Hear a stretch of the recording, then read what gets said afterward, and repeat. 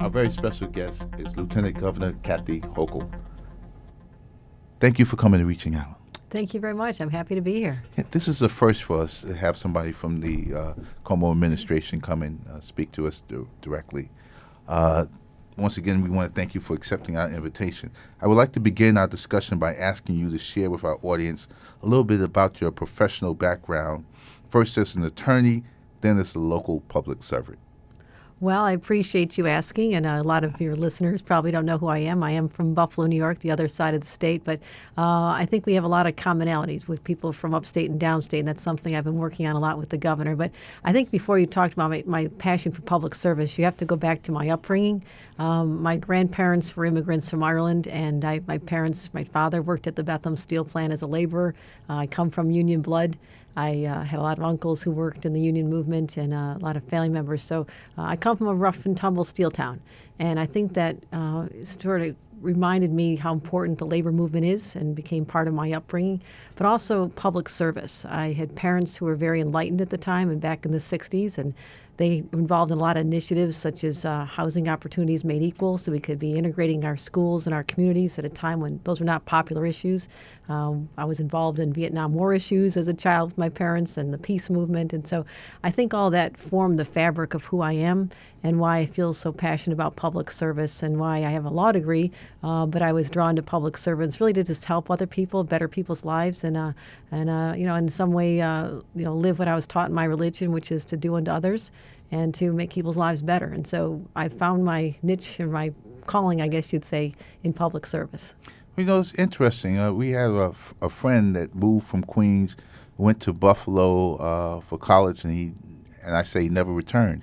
Byron Brown, the mayor of Buffalo. Well, we went to the same high school, August Martin High School. Oh, he's a wonderful friend, and he has done so much with the governor. The two of them, dynamic duo for Western New York, and Buffalo really has been transformed since the days when he would have gone to college. So I enjoy working with Byron very much. Okay. You were elected with the Governor Como, and became our lieutenant governor at the beginning of this year. Tell us about your position and how you've chosen to carry out your responsibilities. Well, I view it very expansively. First of all, I want to support the governor's initiatives, which are easy for me. Someone who stands for working men and women, who believes in fair wages, who believes in marriage equality, who believes in women's right to choose. I mean, we are a natural fit together. And so I consider it a privilege to have been asked by him to serve as his running mate last year and to have been elected this year. So what I can do is for the governor is be eyes and ears all over the state. I don't mind travel. I don't mind long days. And it reminds me of my time in Congress when I was constantly on a plane, or as soon as you land, you're always going into the communities to talk to people in the diners and the factories and the farms, just to really take a pulse on what's important to them. So I can be a conduit for information back to the governor with respect to that, but also to share his message and how his economic policies are transforming the state of New York, particularly upstate, which when New York City is doing well, the rest of the state was really languishing for the last 3 decades. The governor recognized that, so I've been part of that economic recovery and very proud of that. So I spend a lot of time with constituencies. I'm down in New York City at least once or twice a week, meeting people in all the boroughs and reaching out to the people in the churches, the faith-based community. I was with Brooklyn ministers just last week. I'm heading up to the Bronx this afternoon to go to an at-risk program for children, Latino teens who are at risk of suicide. I was with the LGBT movement event last week.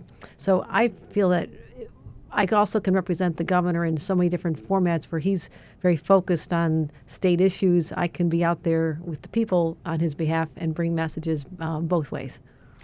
Now, you mentioned the legislation for the governor. The governor, of course, came out. We were one of the first states to come up with marriage equality law. I was so proud of that, and that was another example of his leadership. And when he says, as goes New York, so goes the rest of the country, and that was really borne out when the Supreme Court upheld the right to gay marriage just this past year. We are 4 years ahead of that. And so the governor, what I admire so much is his willingness to take a stand, popular or not, but because he believes it's the right thing to do. And marriage equality fits right into that category. And there's other rights that members of those communities deserve and should be have. The battles are not over as far as discrimination and other issues. But I think marriage equality was a real turning stone or turning point for the governor when he saw that you believing in yourself and believing in the power of your issue really can change people's hearts and minds. And he was successful in getting the legislature to believe in that vision as well. And another piece of legislation the governor came up with: New York State has one of the toughest gun laws in our nation. Yes, we do. And the governor led that charge. After Sandy Hook, yes. Sandy Hook, the governor said, truly, we will not tolerate this anymore in our state.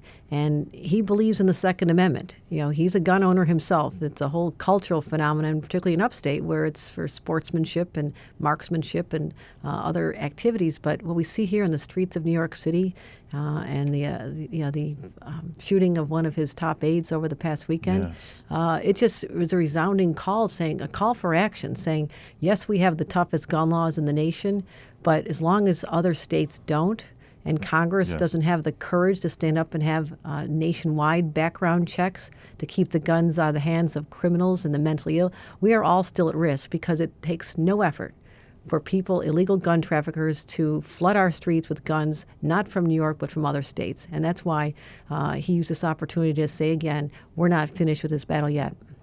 People don't understand the rationale behind this. No one's saying people can't own guns.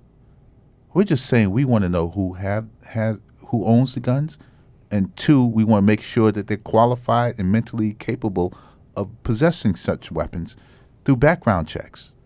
That's all we're asking here, right? It's exactly right. And as I go throughout upstate New York, where there's a high percentage of gun ownership, among Democrats, among members of the Working Families Party, interestingly, I was the county clerk, and one of my responsibilities was to issue pistol permits. And we made sure that there were very thorough background checks conducted by the state of New York, and people were denied if they did not pass those checks. But other people who were entitled to it rightly were given the opportunity for gun ownership. So what I go around and say is, has any of you had your gun taken away since the SAFE Act was passed? The answer is no. The answer is always no. Yeah. The answer is always no, but it's an opportunity for people to polarize and to characterize an issue wrongly, to score points and get people all hyped up, and that doesn't serve anyone. I believe that gun owners and people who don't support gun ownership all agree that we don't want to have criminals have guns in our streets because innocent people are being slaughtered. I'm sick and tired of going to funerals at the Baptist church I attend often for inspiration in the city of Buffalo, which has one of the highest homicide rates in our community where I live. And I don't want to see any more families ripped apart by gun violence, nor does our governor. We need to stand up. We need to have some courage and say to people, you should be with us to get illegal guns off the streets. We're not going after people who are lawfully entitled to it. Second Amendment is not tarnished or diminished, but we're going to do something together. Let's start now.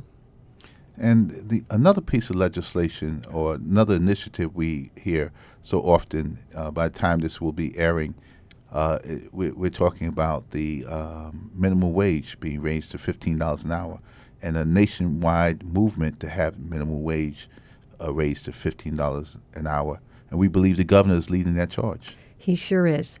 And this past spring and summer, I attended on his behalf all 5 of the meetings, rallies out front where the wage board met. And you mentioned Mayor Byron Brown of Buffalo, and yes. He was the chairperson of this. And they heard testimony from both sides, countless hours of testimony, and people had the opportunity to weigh in on this. But when we were talking about the fast food workers, 180,000 of them across the state of New York, about 72% are women, over 70% are over the age of 20. So I think there's a misperception saying, why should we be giving 16-year-olds $15 an hour? I'm sorry. That was how it was when I was young and I was working at a fast food place and making pizzas and chicken wings in Buffalo starting at age 15.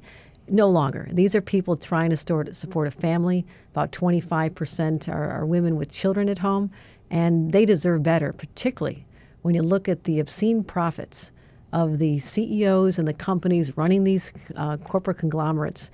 They have enough money to share with their workers. I'm sorry, that's just how it is. And if we can elevate people to be part of the middle class, they'll have more money to spend themselves in businesses and in their communities and at other restaurants. So people shouldn't view it as a zero-sum game. They should say a rising tide. If we get more money in their hands, they're going to be less reliant on Right. government assistance That's true. as well. So as a taxpayer, you should say, you know what, that's a good thing, that these corporations shouldn't be having the state of New York subsidize their employees because they underpay them. That's right.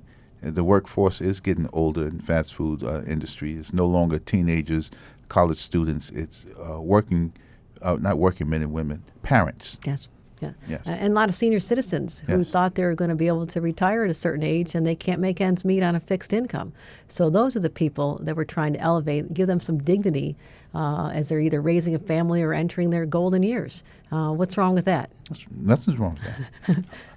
You're listening to Reaching Out. I'm Gregory Floyd, President Local 237 Teamsters. Our very special guest is Lieutenant Governor Kathy Hochul. Can I actually say something about the Teamsters? Sure, Like, you can. mentioned Teamsters. Yes. I have to tell you, I was elected official in my hometown, fighting a lot of battles with big businesses. And I ran for county clerk, and then an opportunity came to run for Congress. And people in Western New York said, you're never going to make it. This is the most Republican district in the state of New York. You're a Democrat. It's 7 counties. They don't know you. And I had developed such relationships with people in the labor community, but particularly the Teamsters. The head of the Area Labor Federation, Dick Lipsitz, Yes. dear friend of mine, he came out and supported me, even at a time when in Washington, members of my own party, they were saying that we didn't want to invest in the race that we're not going to win. So the Teamsters and laborers called up their colleagues in Washington and started putting pressure on the Democratic Party. And I will tell you, the outcome is that when they stood up for me, I said, I'll stand up for you the rest of my life because you were there when I needed you. And the result was I won an upset election.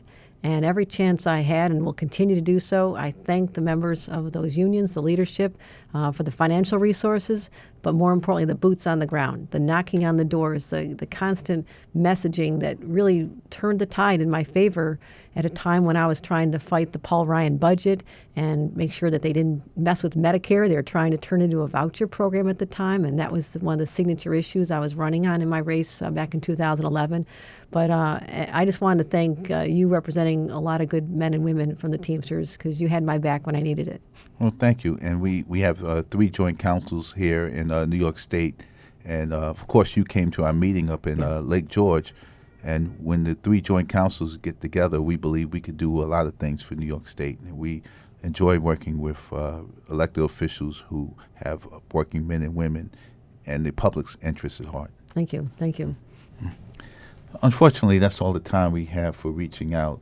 In this segment, our very special guest was Lieutenant Governor Kathy Hochul. We hope you'll come back soon. We know you have a busy schedule, but we hope you put us on your schedule. Sure will. Thank you for coming to Reaching Out. Thank you.